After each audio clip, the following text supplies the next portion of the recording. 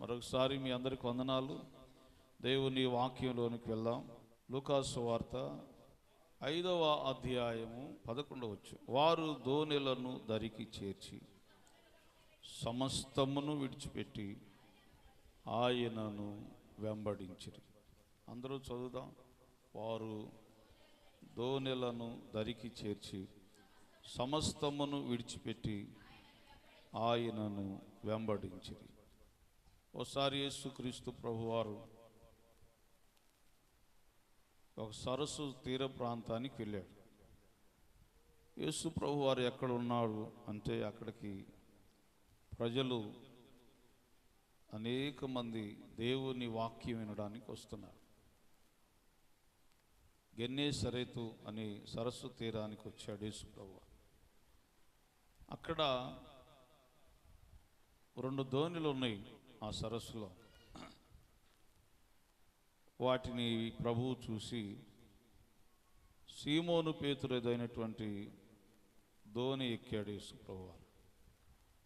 ఆ దోణి ఎక్కి సీమోనుతో మాట్లాడుతున్నాడు. నీ దోణి దరి నుండి కొంచెం త్రోయమని అతన్ని అడిగి ఆ దోణిలో యేసు ప్రభువారు కూర్చొని వాక్యం చెబుతున్నాడు ప్రజలకి. అక్కడికి వచ్చిన వాళ్ళకి ఆయన కొన్ని మాటలు ఉపదేశిస్తూ ఉన్నాడు. ప్రియులారా, దోణిలో కూర్చొని కూడా యేసు ప్రభు మాటలు వాళ్ళు వింటా ఉన్నారు. ఆ వాక్యం చెప్పడం అయిపోయిన తర్వాత సీమోను పేతురుతో అన్నాడు, నీవు దోణిను లోతునకు నడిపించు, చేపలు పట్టుటకు మీ వలలు వేయుడి అని సీమోను పేతురుతో యేసు ప్రభువారు అన్నాడు. నీ దోణిను కొంచెం లోతుకు నడిపించు, లోపలికి నడిపించు, తర్వాత ఇప్పుడు వలలు వేయండి అని చెప్పాడు. అప్పుడు సీమోను పేతురు ఏమన్నాడంటే, ఏలినవాడ, మేము రాత్రంతా వచ్చి ప్రయాసపడ్డాం, రాత్రంతా వలలు వేసాం, కానీ మాకొక్క చేప కూడా దొరకలేదు అని సీమోను యేసు ప్రభువారితో అన్నాడు. యేసు ప్రభువారు ఆ మాట విని, అయ్యో రాత్రంతా మీరు కష్టపడ్డారా అన్నట్టుగా యేసు ప్రభువారు సీమోను ఎంక చూస్తూ ఉన్నాడు. సీమోను ఒక చక్కని మాట అన్నాడు. అయినను నీ మాట చొప్పున వలలు వేతునని ఆయనతో చెప్పగా, నీ మాట చొప్పున వేస్తున్నాం అని వల వేశారు. విస్తారమైన చేపలు, సీమోను జీవితంలో ఎన్నడూ చూడని చేపలు. అలాగనే తన సహోదరుని కూడా పిలిచాడు. వేరే దోణిని కూడా పిలిపిస్తే ఆ దోణి నిండా కూడా ఆ చేపలు ఫుల్లుగా నిండిపోయాయి. ప్రియులారా, ఎంత అద్భుతం అంటే చూడరాని అద్భుతం అక్కడ జరిగింది. ఇది చూసి సీమోను పేతురు అన్నాడు, అయ్యా నేను పాపినయ్యా, దయచేసి నా దోణి విడిచి వెళ్ళు, నువ్వు నా దోణిలో ఉండడానికి కూడా నేను అర్హుడిని కాదు అన్నట్టుగా యేసు ప్రభుతో మాట్లాడాడు. అప్పుడు యేసు ప్రభు వారు ఏమన్నాడంటే, విస్తారమైన చేపలు వచ్చాయి. పేతురు అనుకుంటున్నాడు, సీమోన్ పేతురు ఇవన్నీ అమ్మి మంచి వ్యాపారం చేసి సమృద్ధిగా సంపాదించుకోవచ్చు అనుకున్నాడు. ఆ టైంలో యేసు ప్రభు వారు ఏమన్నాడంటే, ఇప్పుడు దాకా నువ్వు చేపలు పట్టావు, ఇక్కడ మొదలుకొని నిన్ను మనుషులను పట్టు జాలరులుగా చేస్తాను. దేవునికి స్తోత్రం, హల్లెలూయా. ఆ మాట అనగానే వీళ్ళు ఏం చేశారు, వాళ్ళ వలలు వదిలిపెట్టారు, వారి దోణులు విడిచిపెట్టారు, యేసు ప్రభువుని వెంబడించారు. వీళ్ళు అడగక మునిపి యేసు ప్రభు వారు ఏమంటున్నాడు, మీ వలలు వేయండి, లోతునకు నడిపించి మీ వలలు వేయండి. దేవునికి స్తోత్రం. జాగ్రత్తగా వినండి. వాళ్ళు వలలు కడగటం చూశాడు. అంటే నీ స్థితి అంతా కూడా యేసు ప్రభు వారు క్లారిటీగా చూస్తూ ఉన్నాడు. నీ స్థితి అంతా కూడా దేవుడు చూస్తూ ఉన్నాడు. నీవు అడగక మునిపే నీ అక్రత దేవుడు తీరుస్తాడు. నమ్మిన వారు స్తోత్రం చెప్పండి. హల్లెలూయా, హల్లెలూయా. దేవుని బిడ్డలారా, అందుకే ఇప్పుడు ఏమన్నా అంటే లోతుకు నడిపించు, నీ ధోనిను లోతుకు నడిపించు అన్నాడు. దీనికి మనం చాలాసార్లు విన్నాం. నువ్వు ప్రార్థనలు లోతైన అనుభవంలోకి వెళ్ళాలి, వాక్యంలో లోతైన అనుభవంలోకి వెళ్ళాలి, దేవునితో హానోకులాగా లోతైన అనుభవంతో నడిపించబడాలని విన్నాం. చాలా మంచిది, దేవునికి స్తోత్రం. ఇప్పుడు ధోనిను లోపలికి నడిపించంటే సీమోను పేతురు ఏమనకుండా, ఏం మాట్లాడకుండా ధోనిను లోపలికి నడిపిస్తుంది. నేను చెబుతున్న మాట ఏంటంటే ప్రియులారా, సీమోను లోపల ఏముంది? రాత్రి అంతా పనిచేసి ఒక్క చేప కూడా పడలేదు. కానీ యేసుప్రభు వారు ఎక్కిన తర్వాత యేసుప్రభు చెప్పినట్టుగా లోపలికి నడిపించంటే, ఎందుకయ్యా ఇప్పుడే అక్కడి నుంచి బయటికి వచ్చాం ప్రభువా, మరలా లోపలికి వెళ్తే ఎంత టైం పట్టిద్ది, మేము నిరుత్సాహంలో ఉన్నాం, మేము ఏమి సంపాదించలేని పరిస్థితిలో ఉన్నాం, మరలా ఇప్పుడు లోపలికంటే కుదరదయ్యా అని అనలేదు ప్రియులారా. అంటే పేతురు యొక్క హృదయం లోపల దేవుడు చెప్పగానే వెంటనే స్పందించడం ప్రారంభించాడు. దేవుని వాక్యం మీకు ఇంకొక వాక్యానికి జ్ఞాపకం చేస్తాం. ఇదే మిక్కిలి అనుకూలమైన సమయం, ఇదే రక్షణ దినము. దేవునికి స్తోత్రం. దేవుని వాక్యం నిన్ను తట్టుతున్నప్పుడే, దేవుని వాక్యం నిన్ను దర్శిస్తున్నప్పుడే, దేవుని వాక్యం నీలో ఉన్న పాపాన్ని హెచ్చరిస్తున్నప్పుడే మార్పు చెందాలి. దేవుని బిడ్డలారా దయచేసి గమనించండి. దేవుడు తన వాక్కు చేత నేను దర్శించినప్పుడే, ప్రభువా నిజమే, నేను చేసింది పాపమే, నేను చేసింది దోషమే అని ఎప్పుడు దర్శించబడతావు, అప్పుడు నీ హృదయాన్ని దేవునికి ఇస్తే దేవుడు అద్భుతమైన కార్యాలు చేస్తాడు. నిజమండి ప్రియులారా, ఇది లేఖన ప్రకారమే మాట్లాడుతున్నా మీతో. లేఖన ప్రకారం చాలామంది దేవుడు దర్శించి మాట్లాడుతున్నా కూడా స్పందించరు, దేవునికి చోటివ్వరు, అవకాశం ఇయ్యరు. కొంతమంది జాగ్రత్త అని దేవుడు మాట్లాడుతున్న అవకాశం ఇయ్యరు. ఎందుకని? కఠినమైన హృదయాలు. ఎలాంటి హృదయాలు అంటే, ఒకడున్నాడు కఠినమైనవాడు, ఉన్నాడు. మోసే వెళ్ళి కర్ర కింద పడేస్తే అది పాము అయిపోయింది. ఆ కర్ర అంచును పట్టుకుంటే ఆ పామును పట్టుకుంటే మరలా కర్ర అయిపోయింది. దేవుని బిడ్డ, నీరు రక్తంగా మార్చబడ్డాయి. ఓ భయంకరమైన అద్భుతాలు, గొప్ప సూచక్రియలు జరుగుతూ ఉన్నాయి అక్కడ. వాడు చూస్తున్నాడు,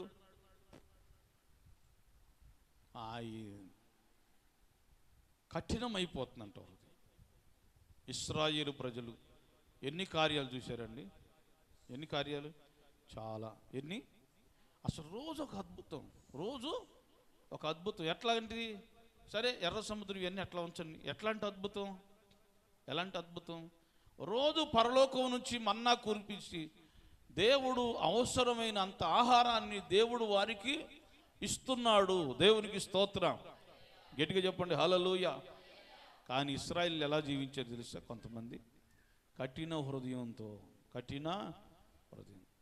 పొద్దున్నే మీ ఇంటి ముందు పరలోకం నుంచి మన్నా కురిసి నీకు నీ పిల్లలకు సరిపడినంత ఆహారాన్ని దేవుడు నీ ఇంట్లోకి ఇచ్చాడు. నువ్వేం కష్టపడకుండానే దేవుడు నీకు ఇచ్చాడు. ఆహారాన్ని చూసినప్పుడు ప్రార్థన చేసుకుని, ప్రభువా ఈ ఆహారం ఇచ్చినందుకు స్తోత్రం అయ్యా అని దేవుని ఘనపరుస్తూ ఆహారాన్ని తింటున్నటువంటి నీవు దేవునికి లోబడి జీవించాలి. ఇది చేయాల్సిన పని. కానీ వీళ్ళు ఏం చేస్తున్నారు తెలుసా? ఆహారాన్ని తింటున్నారు, దేవునికి వ్యతిరేకంగా జీవించడం లేరంటారా? వాక్యం వింటున్నారు, దేవుడు మాట్లాడుతున్నాడు, మరలా ఇంటికి వెళ్ళి మీ కార్యక్రమాలు చేయట్లేదా? ఏమండి, చేస్తున్నారు లేదా? నువ్వు ఎన్నిసార్లు చెప్పు, నేను సీరియల్ చూడాల్సిందే అంటది ఒక ఆమె. అందా? నువ్వు ఎన్నిసార్లు చెప్పు, నువ్వు మైక్ కాదు బాక్సులు బద్దలు కొట్టుకొని ప్రసంగం చేయి, నేను బూతులు తిట్టేదే అనదా? ఏమండి, లేరా? నువ్వెన్నిసార్లన్నా చెప్పు, నువ్వెంతన్నా ప్రసంగం చేయి, నువ్వు జీవితాంతం సచ్చిందా చెప్పుకున్నా నేను మారను అనేవాళ్ళు లేరా? కారణం ఏంటి? ఇలాంటి వాళ్ళు ఎవరు? కఠినమైన హృదయం కలిగిన వాడు. సీమోను పేతురు దేవుడు చెప్పగానే మొట్టమొదటి స్పందించాడు. కష్టమైన పరిస్థితుల్లో స్పందించాడండి. నిరాశ నిస్పృహల మధ్య వేదన సమయాల్లో దేవుని మాటకు స్పందించిన వాడు సీమోను. నువ్వు స్పందిస్తావా? ఎక్కడెక్కడికో పరుగులు తీస్తూ ఉంటావు. దేవుని బిడ్డలారా, అసలు మనది ఎలాంటి మైండ్ అంటే, బ్రదర్ ఏంటి ఈరోజు ప్రార్థన, సిస్టర్ ఏంటి ఈరోజు ప్రార్థన, తలనొప్పిగా ఉండి ఊరకలా పోనుకున్నా, మనసు బాగాల. ఏం బాగాలేదంటే అంటే మనసు బాగాపోతే మనమేమో ఇంటి దగ్గర ఉంటాం. మనసు బాగానప్పుడు దేవుని దగ్గరికి వచ్చిన వాళ్ళు ఉన్నారు బైబిల్లో. హల్లెలూయా. అంటే వాస్తవం ఏంటి? ఈరోజు ఎట్టకేలకు ప్రార్థన ఎగ్గొట్టాలి. ఏం చేయాలా? ఈరోజు ఎట్టకేలకు ప్రార్థనకి వెళ్ళకుండా. ప్రియులారా, లోపల ఏముంటుంది తెలుసా? ప్రార్థన అంత ప్రాముఖ్యం కాదు, దేవుని మాటలు అంత ప్రాముఖ్యం కాదు అని నిన్ను అనిపిస్తూ ఉంటాయి. అందుకే ఏదో ఒక సమాధానం వెతుక్కుంటా. చాలాసార్లు మన వ్యక్తిగత జీవితాల్లో మార్పు చెందని పరిస్థితులు ఉంటాయి. దేవుని వాక్యం దర్శించినప్పుడే మార్పు చెందాలి. వారు దేవుని కొరకు బలమైన పాత్రలుగా, సాధనాలుగా వాడబడతారు. గట్టిగా స్తోత్రం చెప్పండి. హల్లెలూయా. దేవుడు దర్శించినప్పుడు, దేవుని వాక్యం దర్శించినప్పుడు మార్పు చెందితే అద్భుతాలు చూస్తాం. సీమోను పేతురు ఏమన్నాడు తెలుసా? వెంటనే లోబడిపోయి ధోని లోపలికి తీసుకెళ్ళిపోయిన తర్వాత మీ వలలు వేయండి అంటే అప్పుడు ఇస్తున్నాడు సీమోను. అయ్యా, రాత్రి అంతా మేము శ్రమ పడ్డాం, ఒక్క చేప కూడా పడలేదయ్యా. అతనికి ఉన్న బాధని సీమోను పేతురు చెబుతున్నాడు. దీనికి నేనేమంటానంటే, ఇందులో నుంచి మనం ఏం నేర్చుకోవాలంటే, మనకున్న బాధ ఏంటో దేవునితో ముఖాముఖిగా చెప్పుకోవాలి. అడుగుడి మీకు ఇవ్వబడు. మనకున్నటువంటి సమస్య ఏంటో అది దేవునితో ముచ్చటించాలి, తెలియచేయాలి, అర్జించాలి. ప్రభువా అని ఆయనతో మీరు మాట్లాడాలి. హన్నా గురించి నేను ఒక మాట చెప్తాను చూడండి. హన్నా గర్భమును దేవుడే మూసేశాడు. ఎన్నో సంవత్సరాల నుంచి నిందలు భరిస్తుంది, అవమానాలు భరిస్తుంది. దేవుణ్ణి తెలియదా అనుకోవచ్చు, తెలుసు, కానీ నువ్వు చెప్పాలి. ఇప్పుడు అన్న బహు దుఃఖాక్రాంతురాల ఏడుస్తుంది. నీ అవసరత ఏంటో, నీకున్న బలహీనత ఏంటో, నీకున్న సమస్య ఏంటో, నువ్వు ఏ స్థితిలో ఉన్నావో ఆ స్థితిని దేవునికి ఏం చేయాలంట? చెప్పాలి. దేవునికి స్తోత్రం. దాన్ని ప్రార్థన అంటాం. ఏం చేయాలి? నువ్వు నీకున్నటువంటి స్థితి ఏంటో దేవునికి స్పష్టంగా చెప్పాలి. రోజు చెబుతున్నారా? మీరు చెబుతున్నారా? ఒక ఆమె మాటికి వెళ్ళి చెప్పిందంట, విసుకకుండా చెప్పిందంట, ప్రార్థన చేసిందంట.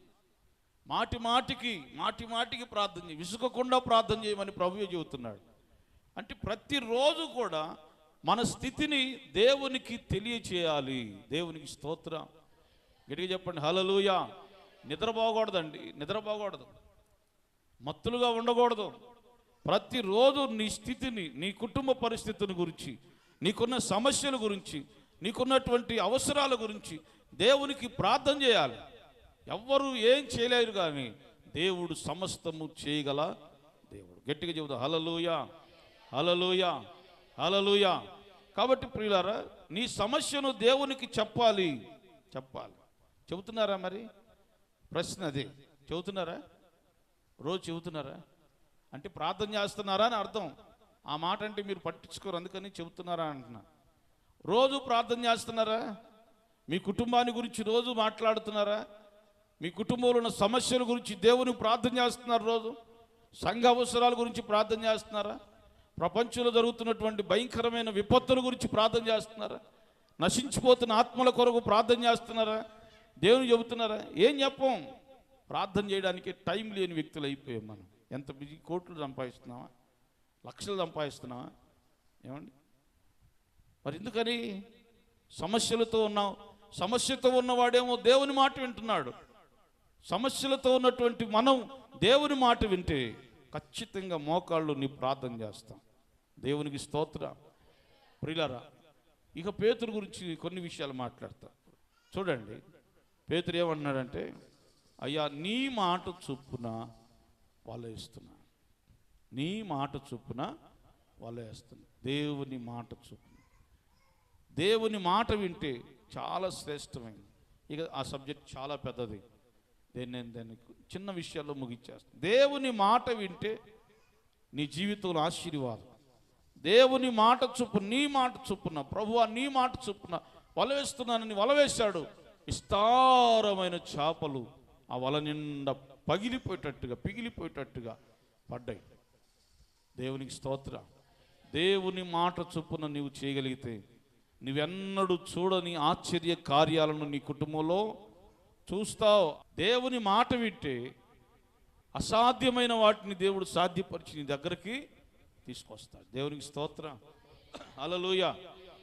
దేవుని మాట వింటే దేవుని అద్భుతమైన కార్యాలు మీ కుటుంబాల్లో దేవుడు జరిగించునుగాక. హల్లెలూయా. ఇప్పుడు ముగింపు మాటలకు వస్తున్నా. విస్తారమైన చేపలు వచ్చాయి, 2 దోణుల నిండా చేపలు వచ్చాయి. ఇక పేతురు ఏమనుకోవాలి చెప్పండి? ఏమనుకోవాలి? మంచిగా వీటిని అమ్ముకొని చక్కగా హాయిగా చాలినంత డబ్బులు వస్తాయి చేతి నిండా అనుకోండి. ఏమండి? ఈ టైంలో యేసు ప్రభు వారు ఏమన్నాడు తెలుసా? ఇది మొదలుకొని నిన్ను మనుషులు పట్టు జాలరిగా చేస్తాను అనగానే స్పిరిచువల్గా, ఆత్మీయంగా ఈ సీమోను పేతురుతో మాట్లాడేసరికి అతని మనసు మారిపోయింది. చూడండి, ఆయన మాట వింటేనే సముద్రంలో ఎక్కడెక్కడ ఉన్న చేపలన్నీ వచ్చి నా వల్లోకి వచ్చినాయి. ఆయన మాటకు చేపల్లో పడ్డాయి, సముద్రంలో పడిపోయింది. ఆయన మాటకి ఇంత విలువ ఉంది, ఇంత శక్తి ఉంది, ఇంత మహిమ ఉంది. నిజంగా ఆయన్నే వెంబడిస్తున్న జీవితమే ధన్యమైపోద్ది అనుకున్నాడు. దేవునికి స్తోత్రం. గట్టిగా చెప్పండి హల్లెలూయా. ఏ పిక్చర్ ఆయన ఎదుటి పెట్టి నీకు చాలదు. అయ్యా నీ భార్య పిల్లలు ఆయన మాట కంటే నాకు విలువైంది ఏది లే. వ్యాపారం చేసుకోవచ్చు, బోలెడన్ని చేపలు పడ్డాయి, వ్యాపారం చేసుకోవచ్చు. ఆయన ఎదుట నాకు వ్యాపారం అక్కర్లేదన్నాడు. నీకున్న సమస్యలన్నీ ఇక్కడ పెట్టి ఊరు వదిలిపెట్టి ఆయన వెంబడిస్తాం, ఆయన దగ్గర ఏముంది అన్న కూడా ఆయన మాటే నాకు శ్రేష్టమైనది. గట్టిగా చప్పట్లు స్తోత్రం చెప్పండి. హల్లెలూయా, హల్లెలూయా. అందుకని అన్నిటినీ విడిచిపెట్టి యేసు ప్రభు వారిని వెంబడించడం ప్రారంభించాడు పేతురు. ఇందులో నుంచి మనం నేర్చుకోవాల్సింది ఏంటి తెలుసా? సమర్పణ బోధ అది సపరేట్గా ఉంది. ఇందులో నుంచి మనం సంఘం నేర్చుకోవాల్సింది తెలుసా? యేసయ్య కంటే ఏది ఎక్కువ కాదని నువ్వు చేస్తావు. యేసయ్యే నాకు ప్రాముఖ్యమని, నా దేవుడే నాకు ప్రాముఖ్యమని ఎప్పుడైతే నిర్ణయిస్తావో నీ జీవితాన్ని అద్భుతమైన రీతిలో దేవుడు చేస్తాడు.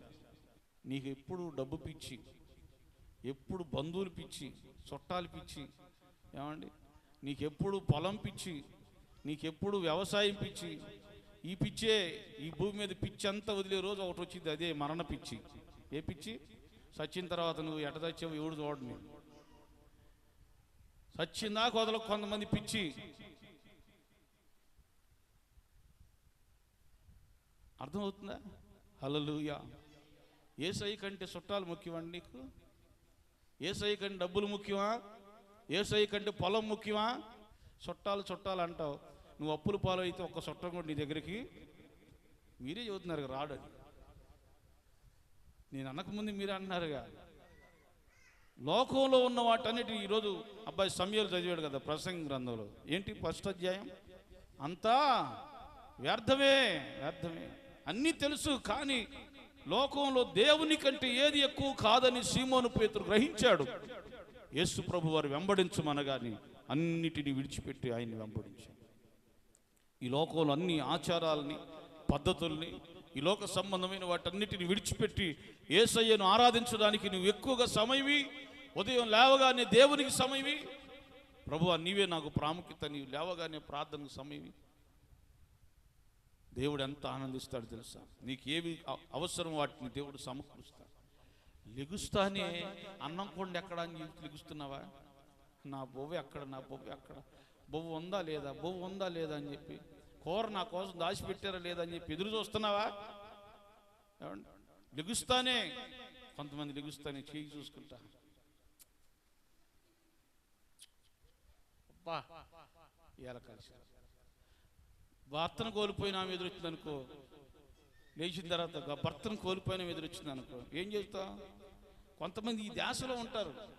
ఈరోజు ఆ పని ఈ పని ఆ పని ఈ పని, ఏదో ఒక ప్రాకులాట. దేవునికి ప్రాముఖ్యత ఇవ్వరు. లేవగానే దేవుని సన్నిధిలో ప్రార్థన చేసి, ప్రభువా ఈరోజు మెలకునిచ్చింది స్తోత్రం అయ్యి, ఈ దినమెల్లా నీ కాపుదల దయచేయను ఆయన. 2 మొక్కల ప్రార్థన చేయడానికి ఎంత వివరం చేయాల్సి వచ్చింది చూసారా?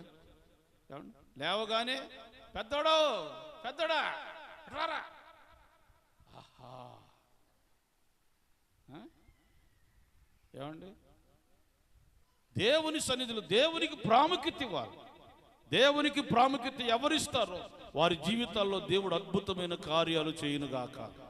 గట్టిగా చెబుదా హల్లెలూయా, హల్లెలూయా. ఎవడు పిలిచినా, ఎవరు నిన్ను ఆహ్వానించినా, నా దేవుని కంటే ఎక్కువ కాదు నీవు అని ఎప్పుడైతే నువ్వు అనగలుగుతావు, కుటుంబంలో ఆశ్చర్యమైన కార్యాలు దేవుడు చేస్తాడు. కనాను స్త్రీ యేసు ప్రభు వారు అన్న మాట తెలుసా మీకు? ఇశ్రాయేలు నా పిల్లలకి నేను మొట్టమొదట నా రొట్టె పెట్టాలని. దేవునికి ఇష్టమైన పిల్లలకి దేవుడు ఇస్తాడు. దేవుని బిడ్డలారా, ఆయనకి ఇష్టమైన ప్రజలకు భూమి మీద సమాధానం కలుగుతుంది. దేవునికి స్తోత్రం, హల్లెలూయా. దేవునికి సీమోను పేతురు ప్రాధాన్యత ఇచ్చాడు. దేవుని కంటే ఎక్కువ ఏది కాదనుకున్నాడు. భార్య అయినా, పిల్లలైనా, భర్త అయినా, తల్లి అయినా, తండ్రి అయినా, దేవుని బిడ్డలారా, వీటన్నిటిని విడిచిపెట్టిన వాడు నిత్యము నాతో ఉంటాడని ప్రభువే చెబుతున్నాడు. నీకు ఏది ప్రాముఖ్యం? ఏది ప్రాముఖ్యం? ఏందమ్మా ప్రార్థన? ఇవాళ మా ఆయనే ప్రార్థనకి ఇలా వద్దులే అన్నాడంట. ఎవరు? వాడు ఫుల్గా తాగొచ్చి, అసలు పెట్టావా, ఉప్పేసావా అని వాడు ఊగుతా అంటాడు. ఇదే అదును అనుకుంటుంది. వాడు పాపం అనడం, ఎప్పుడు కూడా అనరు వాళ్ళు. ఈరోజు నువ్వు ప్రార్థనకు వద్దు అని అనరు. వాళ్ళకి ప్రార్థన అంటే భయం. వాళ్ళు అనరు. ఏమే అంటది, ఇలా పాస్టర్ గారు మా ఆయన ప్రార్థనకి వద్దన్నాడు. ఎంత అబద్ధం, దొంగ అబద్ధాలు ఆడిద్ది. దేవునికి ప్రాముఖ్యత ఇవ్వని విశ్వాసులు ఉన్నారు. దేవునికి లోబడని వాళ్ళు ఉన్నారు. ఎవరైనా సరే ఈ లోకంలో దేనికైనా, దేని బిడ్డలారా, దేనికైనా విలువ లేదు. యేసయ్య ఒక్కడే విలువైన వాడు. దేవునికి గట్టిగా సభలు స్తోత్రం చెప్పండి. హల్లెలూయా. యేసయ్యకు విలువ ఇచ్చిన వాడు జీవితాలు మార్పు చెందుతాయి. దేవునికి మహిమ పరిచిన వాడు. అందుకే కీర్తన గ్రంథంలో 63వ కీర్తన, దేవా నా దేవుడవు, నిలువెల్ల బంగారం చొక్క ఇవ్వాలి. అంబానీ వేసుకొని తిరుగుతున్నాడు. కానీ గదులు గదులు నిండా బంగారం ఉంది. గదులు నిండా బంగారం, చొక్కాయే కాదు, ఆయన తొడుక్కునే చెప్పులు కూడా బంగారం వేసుకోవచ్చు. ఆ స్థితిలో ఉన్న దావీదు ఏమంటున్నాడు తెలుసా? నా దేవుడవు నీవే, వేకువని నిన్ను. దేవునికి ప్రాముఖ్యత ఇచ్చిన వాళ్ళు అండి. వాళ్ళు వెతుకుతున్నావా? వేకువని వెతుకుతున్నావా? హల్లెలూయా. సీమోను దేవుణ్ణి వెంబడిస్తా ఉన్నాడు. అన్నిటికంటే నా దేవుడు నాకు ప్రాముఖ్యం. ఎవరు ఇవ్వలేరు పరలోకాన్ని. యేసు ఒక్కడే పరలోకాన్ని ఇచ్చే దేవుడు. ఆయనను ఎరిగిన వారు ఆయనను వెంబడించడం నేర్చుకుంటే నీకేది అవసరమో దేవుడు దాన్ని దయచేస్తాడు. అట్టి కృప దేవుడు అనుగ్రహించును గాక. ఆమేన్.